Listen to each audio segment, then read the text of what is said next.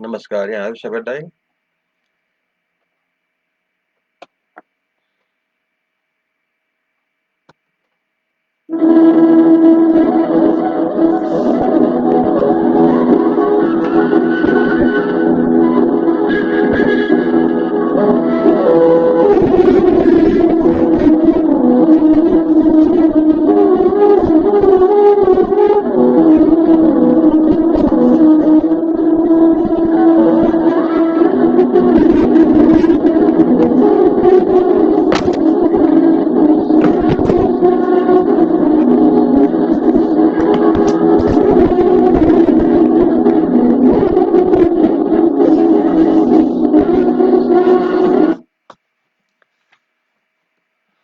आज श्रीमद् भागवत के 41वें दिन में मैं 8वां अध्याय शुरू करने जा रहा हूँ।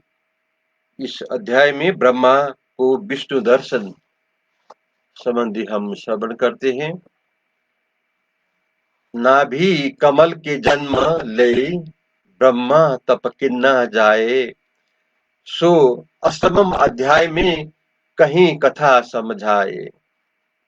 हे विदुर जी, अपने जो लोक हित आकांक्षा से प्रश्न किए हैं, उनके उत्तर में मनुष्य के दुखों को दूर करने के अर्थ भागवत पुराण का प्रारंभ करता हूँ।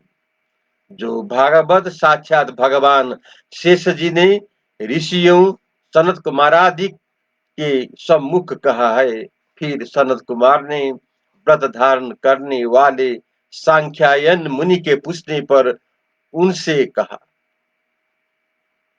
परमहंसों में मुख्य सांख्यायन जी समीप आए हुए हमारे गुरु पराशर मुनि और बृहस्पति जी से सांख्यायन मुनि ने वह भागवत पुराण वर्णन किया है। अनंतर पुलस्त्य ऋषि के कहने के से उन्हीं पराशर मुनि ने दयालु भाव से इस आद्य पुराण भगवत का मुझसे वर्णन किया है। जो मैं इसी भागवत को हे वत्स तुम्हारे अर्थ वर्णन करता हूँ। जिस समय यह जगत महाप्रलय के जल में डूब गया, उस समय चैतन्य शक्ति को लोप नहीं करके निंद्रा के मिश नेत्र बंद करके शेष सैया पर श्री नारायण अकेले ही विराजमान थे। हजारों वर्ष पर्यंत जल में शयन करके भगवान ने अपनी प्रेरणा करी हुई काल रूपी शक्ति से कर्म क्षेत्र को जिनने अंगीकार किया, उन भगवान ने संपूर्ण लोगों को अपने देह में लीन देखा। लोक रचना के अर्थ सूक्ष्म में दृष्टि प्रवेश करने वाले शेष जी पर शयन करने भगवान के अंतर्गत जो अति सूक्ष्म रूप से स्थित अर्थ था, उसने कालानुसार रजोगुण से विद्ध होकर उनसे उत्पन्न होना चाहा।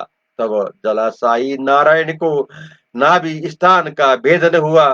तब वही देवधारी जीवों से अदृष्ट के प्रबोध करने वाले काल की प्रेरणा से कमल उत्पन्न हुआ, जो अत्यंत अनूप अपनी कांति से विशाल उस जल में सूर्य के समान प्रकाश करता था। वो आत्मा रूप से नारायण की नाभि से उत्पन्न हुआ था, जिसमें उस कमल को आत्मा योनि कहते हैं। सब जीवों के भोग्य गुणों का प्रवेश धारण करने वाले लोकात्मक कमल में भगवान ने प्रवेश किया। तब उस कमल से ब्रह्मा उत्पन्न हुए, जिनको स्वयंभू करते हैं। उस कमल कर्णिका पर स्थित ब्रह्मा जी ने जब लोगों को नहीं देखा, तब आकाश में नेत्र घुमाए। तब चारों दिशाओं और देखने को ब्रह्मा के चार मुख उत्पन्न हो गए। तब प्रलय के पवन से कंपायमान हो रहा गंभीर तरंगों में भंवर पड़ रहे ऐसे उस जल से प्रकट भये कमल पर विराजमान आदिदेव ब्रह्मा जी ने तो लोक स्वरूप कमल को जान साक्षात्कार से जाना, न अपने आप को जाना कि मैं कौन हूं।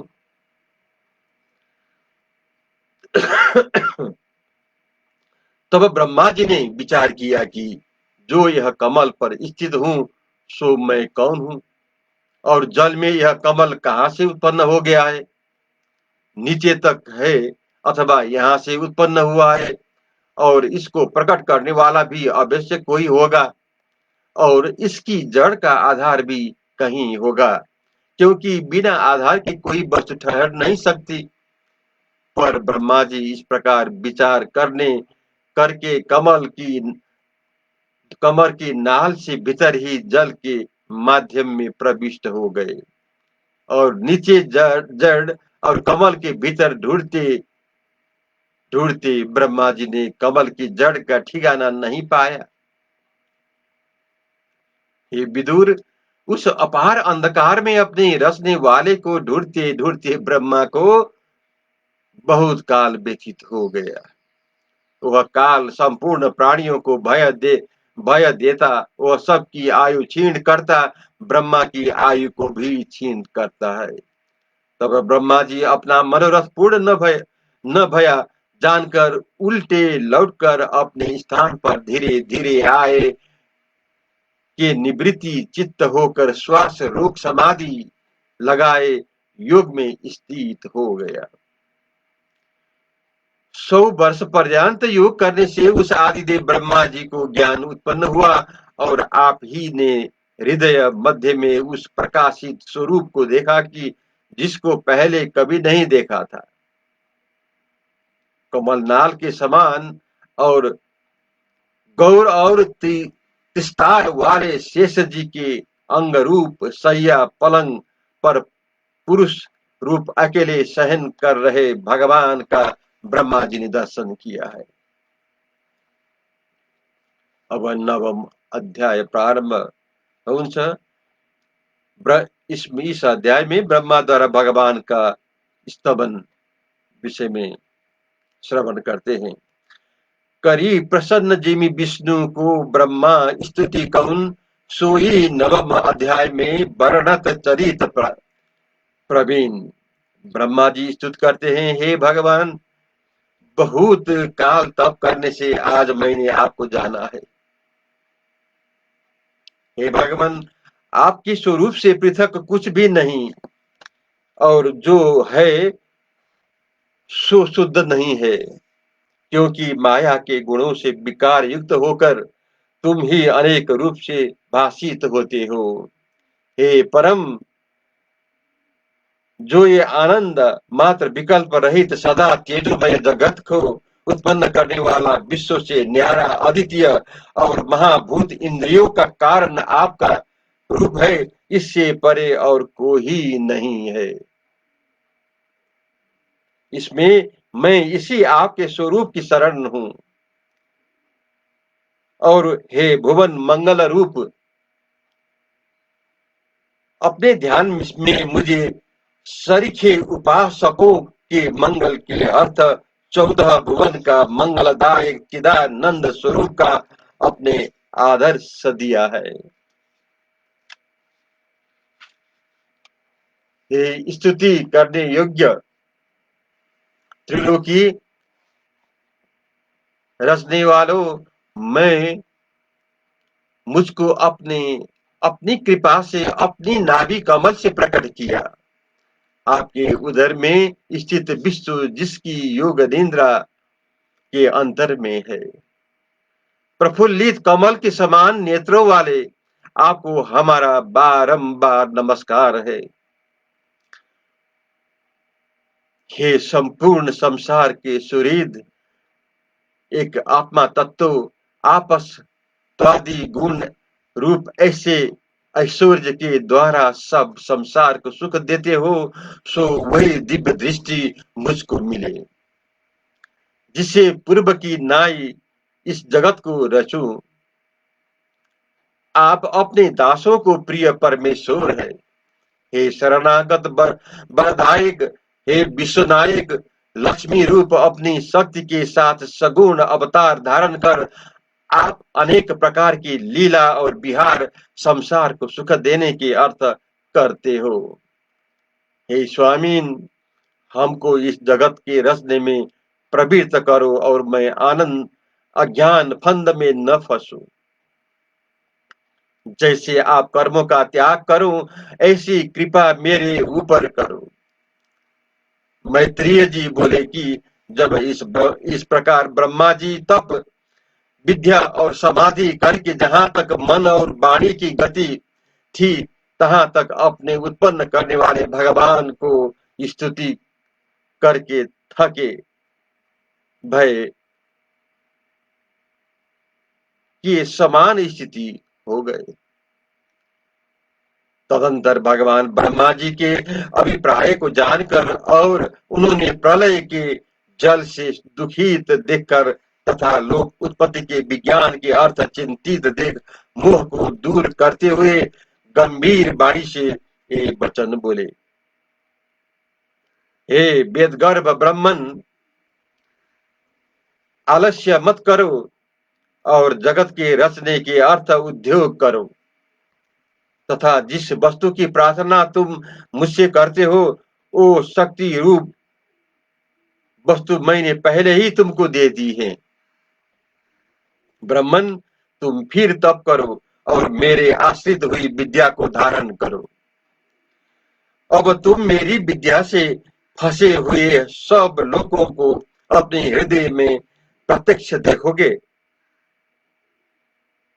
तिस पीछे भक्ति युक्त और साधना से तुम आत्मा में सब लोगों को व्याप्त देखोगे और मुझसे स्थित लोगों को और सब जीवों को देखोगे जैसे काष्ठ में अग्नि स्थित रहती है।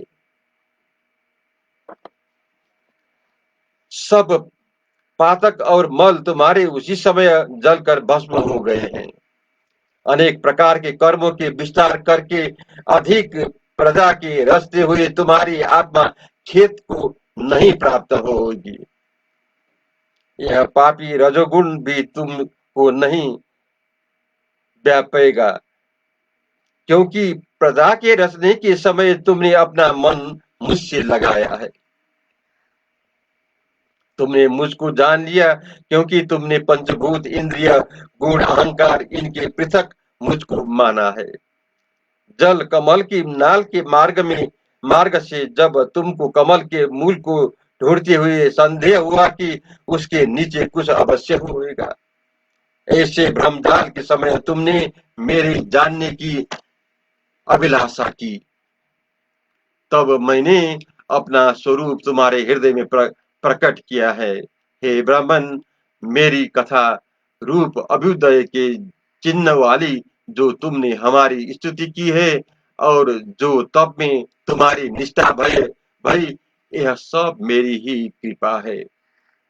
हे ब्राह्मण, मैं तुम्हारे ऊपर प्रसन्न हो गया हूँ, तुम्हारा कल्याण हो। मैत्रेय ऋषि बोले, हे विदुर, प्रधान पुरुष परमेश्वर इस प्रकार जगत के रचना करने वाले पिता ब्रह्मा को स्वरूप दिखा करके अंतर्ध्यान हो गए। जय भगवान, जय श्री कृष्ण।